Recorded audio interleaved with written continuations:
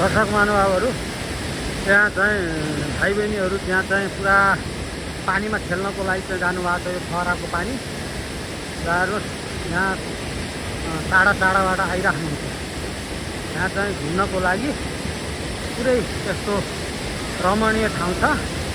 टाढा टाढाबाट चाहिँ भाइ बहिनीहरू चाहिँ घुम्न आउँछन्। त्यहाँ पनि चाहिँ भाइहरू चाहिँ हुनुभएको छ।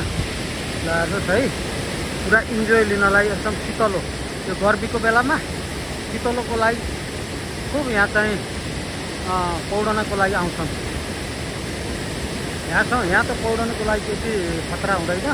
पानी ठुलो भयो भने यहाँ बगाउन सक्ने सम्भावना हुन्छ। त्यसो हुँदाखेरि अहिलेलाई त ठिकै छ, त्यति ठुलो पानी छैन।